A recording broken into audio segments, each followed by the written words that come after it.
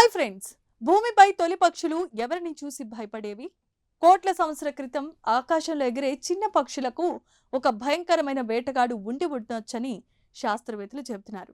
ఆశ్చర్యకరమైన విషయం ఏంటంటే ఆ వేటగాడికి 2 కాదు 4 రెక్కలు ఉండేవట. తాజాగా చైనాలో వెలుగులోనికి వచ్చిన కొత్త డైనోసార్ శిలాజం ఈ ఆసక్తికరమైన రహస్యంపై కొత్త ఆధారాలు అందించింది. అసలు ఆ 4 రెక్కల డైనోసార్ ఎవరు? ఇప్పుడు మనం తెలుసుకుందాం. అమెరికాలో field museum, Carnegie museum of natural హిస్టరీతో పాటు చైనా శాస్త్రవేత్తలు కలిసి ఈ అధ్యయనం నిర్వహించారు.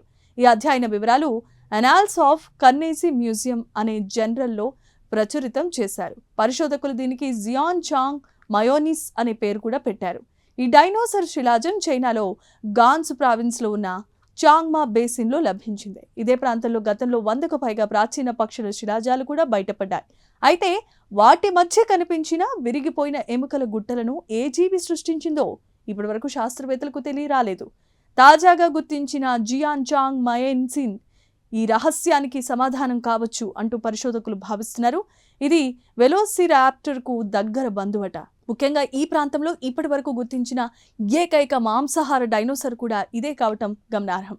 శాస్త్రవేత్తల అంచనా ప్రకారం ఈ డైనోసార్ చేతులపైనే కాదు కాళ్లపైన పొడవైన ఈకలు కలిగి ఉంటుంది. అందువల్ల దీనికి 4 రెక్కలు ఉన్నట్లుగా కనిపించేది. అయితే ఆధునిక పక్షుల రెక్కలు కొట్టి ఎగరడం కాకుండా ఒక చెట్టు నుంచి మరో చెట్టుకు గాల్లో తేలుతూ వెళ్లేదని పరిశోధకులు అంచనా వేస్తున్నారు. లభించిన పైచేయి ఎముక ఆధారంగా ఈ డైనోసార్ పరిమాణాన్ని అంచనా వేయొచ్చు. దాని రెక్కల విస్తీర్ణం దాదాపు 4 అడుగుల వరకు ఉండి ఉండొచ్చని పరిశోధకుల భావన. అంటే నేటి బార్న్ గుడ్లగూబ పరిమాణంతో సమానంగా ఉండేదన్నమాట.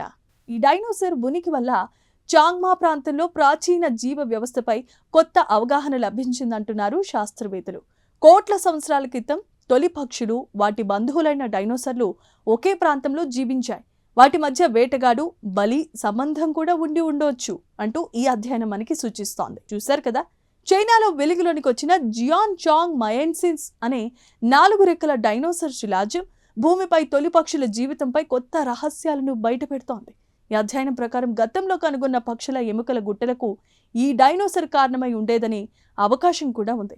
అయితే దీనిపై మరిన్ని శిలాజ ఆధారాలు లభిస్తేనే తప్ప పూర్తి స్పష్టత వస్తుందని పరిశోధకులు చెబుతున్నారు. ఈ ప్రత్యేకమైన కథనంపై మీ అభిప్రాయాలు తెలియచేయండి.